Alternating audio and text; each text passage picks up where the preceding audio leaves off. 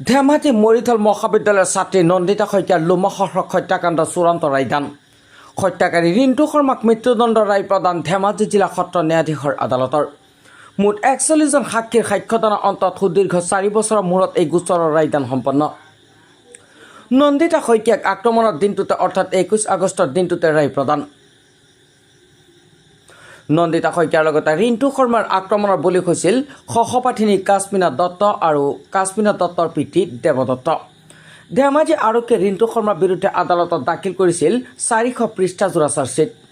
ভাৰতীয় দণ্ডবিধি আইনৰ ৩৪২, ৩২৬, ৩০৭ আৰু ৩০২ নং ধাৰাত দোষী সাব্যস্ত ৰিণ্টু শৰ্মাক ধেমাজি সদৰ থানাত ৰুজু কৰা হৈছিল ৩৯৭/2021 নম্বৰত এক গোচৰ।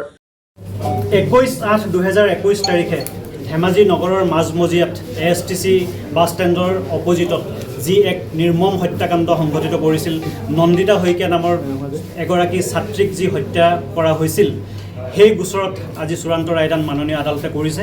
২১/৮/২০২১ তাৰিখে ৰিণ্টু শৰ্মা নামৰ এজন ব্যক্তিয়ে তিনিজন ব্যক্তিক একেলগে দাৰে হত্যাৰ উদ্দেশ্যেৰে আক্ৰমণ কৰিছিল।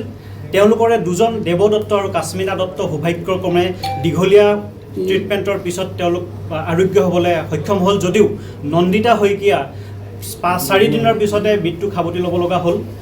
আৰু পিতৃ মাতৃৰ জীৱিত কালত সন্তানৰ মৃত্যুৰ যি এক বেদনা, সেই বেদনা তেওঁলোকৰ পিতৃ মাতৃয়ে সহিব লগা হ'ল। সেই মৃত্যু কোনো স্বাভাৱিক মৃত্যু নাছিল, সেই মৃত্যু কোনো দুৰ্ঘটনাজনিত কাৰণত হোৱা মৃত্যু নাছিল, সেই মৃত্যু কোনো ৰোগজনিত কাৰণত হোৱা মৃত্যু নাছিল, সি আছিল এক হত্যাকাণ্ড। আৰু প্ৰচুৰ সম্ভাৱনাপূৰ্ণ মেধাৱী ছাত্ৰী নন্দিতা শইকীয়া আমাৰ মাজৰ পৰা চিৰবিদায় ল'লে। আমি যিমান ইচ্ছা কৰিলেও, তেওঁ পৰিয়ালৰ মানুহে যিমান ইচ্ছা কৰিলেও কোনো কালে কোনোদিনে তাইক আৰু উভতাই নাপায়। গতিকে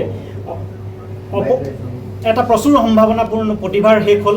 আৰু এই যি ক্ষতি, এই ক্ষতি কেৱল নন্দিতা শইকীয়াৰ পৰিয়ালবৰ্গৰ ক্ষতি নহয়, এই ক্ষতি কেৱল মৰিধল মহাবিদ্যালয়খনৰ ক্ষতি নহয়, এই ক্ষতি কেৱল নন্দিতা শইকীয়াৰ পৰিয়ালবৰ্গ, আত্মীয় স্বজন বা বন্ধু বান্ধৱীৰ ক্ষতি নহয়, এই ক্ষতি এক সামাজিক ক্ষতি। অপৰাধ যিমানে গম্ভীৰ হয়, যিমানে গধুৰ হয়, তাৰ শাস্তিও সিমানে গম্ভীৰ হ'ব লাগে।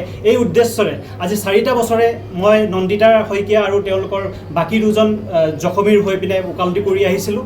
আৰু আমাৰ উদ্দেশ্য এটাই আছিল, যিহেতু অপৰাধ গম্ভীৰ, গতিকে ইয়াৰ শাস্তিও হ'ব লাগে গম্ভীৰ। আৰু তাৰ পৰিণতিত আজি মাননীয় আদালতে চূড়ান্ত ৰায়দান কৰি ৰিণ্টু শৰ্মাক ভাৰতীয় দণ্ডবিধি আইনৰ 302ত মৃত্যুদণ্ডৰে দণ্ডিত কৰিছে। ধন্যবাদ।